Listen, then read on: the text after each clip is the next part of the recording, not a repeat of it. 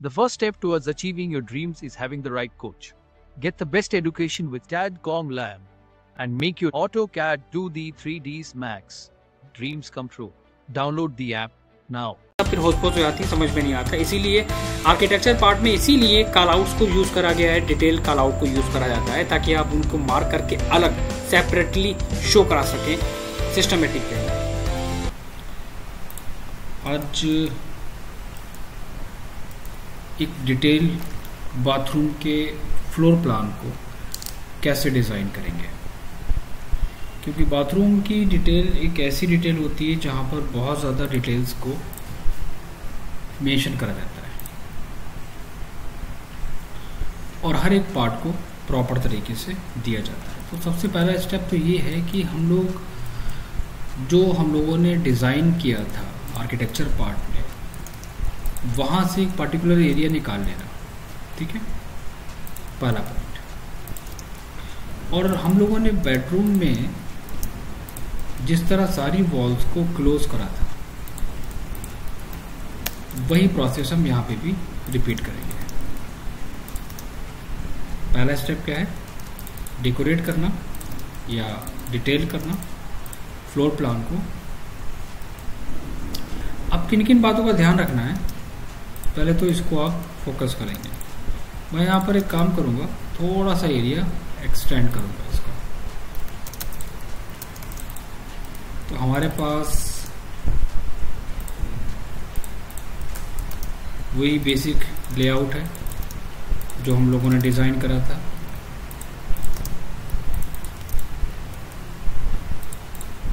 एक basic floor plan है और इसमें हमें क्या क्या करना है, क्या क्या डिटेल्स को मेंशन करना, सबसे पहले बात करते हैं।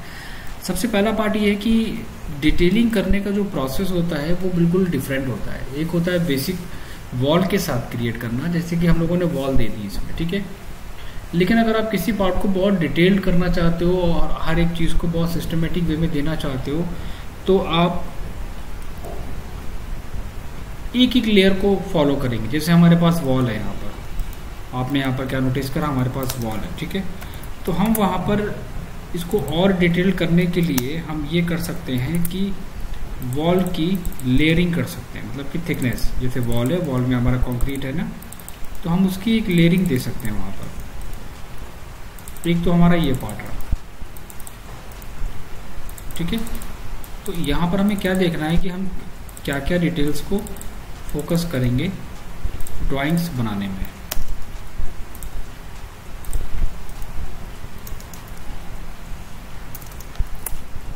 मैंने इसके हर एक पार्ट में एक लेयर को ऐड करा दिया, सारे पार्ट्स में, और उनको हमने ट्रिम कर दिया।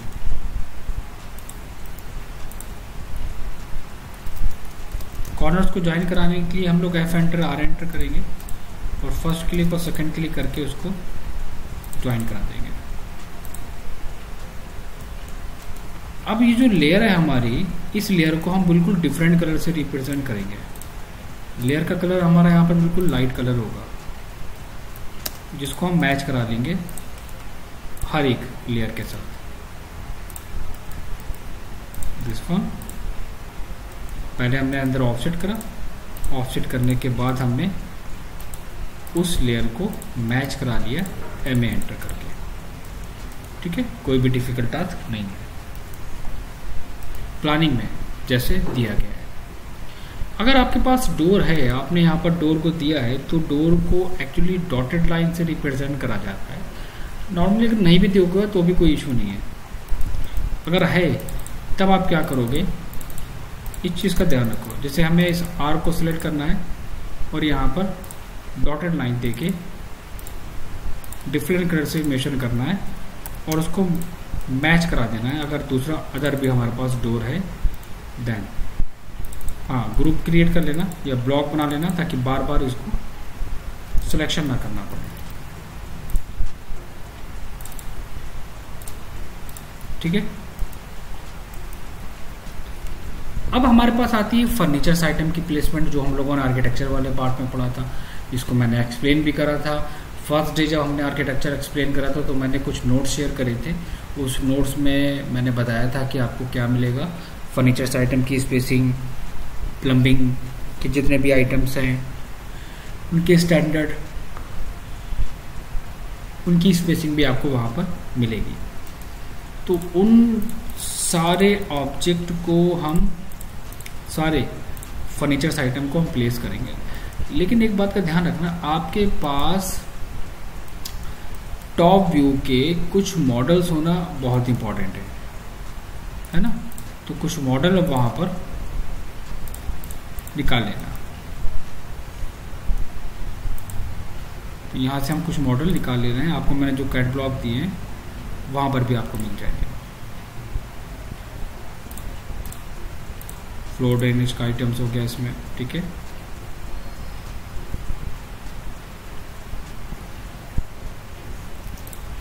एक हमारे पास ये आइटम्स हो गए, इनको हम लोग प्लेस कर लेते हैं। और भी देख लो, जो बेटर लगे वो आप यूज़ कर सकते हो।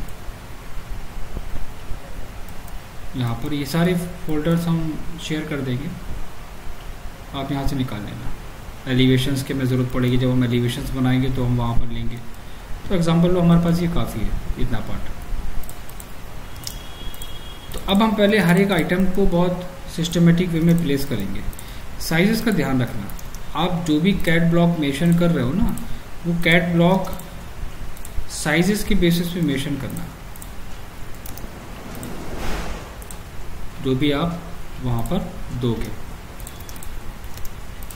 हर एक पार्ट को बहुत सिस्टमेटिक वे में मेंशन करना है। कलर इफेक्ट का बहुत ध्यान रखना, टैगिंग का बहुत ध्यान रखना, क्योंकि डिटेल्स का मतलब ये होता है कि हम जो भी ऑब्जेक्ट क्रिएट करते हैं उनका टैग वहाँ पर प्लेस करते चले जाते हैं।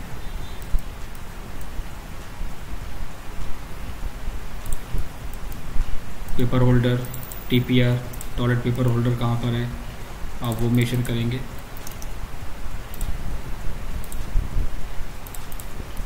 टैग उसका प्लेस करेंगे और सबका ग्रुप बना लेना, सबका एक ग्रुप क्रिएट कर लेना।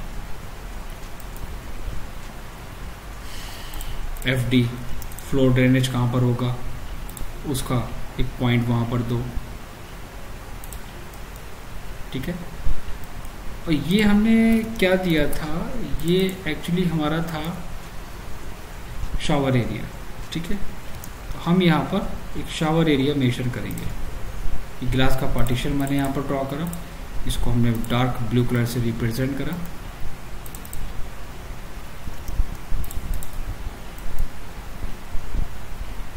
This one is towel rail. Rotate कराओ आरओ एंटर करके और स्केल करा के। वैसे इनके भी बहुत स्टैंडर्ड साइजेस होते हैं, लेकिन 99% कोई भी इनको स्टैंडर्ड पे मेंशन नहीं करता है। एक ये भी कंडीशंस है, कौन सा ऑब्जेक्ट का क्या टैग है वो टैग वहाँ पर प्लेस कर देना, ठीक है। और ये है हमारा क्या, वैनिटी का सेक्शन। तो वैनिटी वाला पार्ट हम यहाँ पर ऑफसेट करेंगे,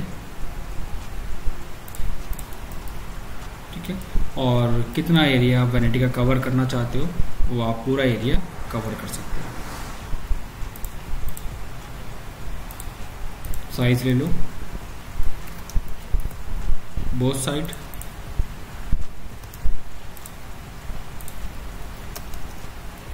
एक्स्ट्रा पार्ट को ट्रिम कर दो, मैच करा लो। और जितना भी आपको वैनिटी का पार्ट रखना है, यूज़ करना है, उतना पार्ट आप उसको मैच करा के छोड़ देंगे, ठीक है। तो अब यहाँ पर जो लोकेशन है वो आपकी बहुत परफेक्ट होनी चाहिए, इस बात का ध्यान रखना। एक्स्ट्रा ऑब्जेक्ट को रिमूव कर दो,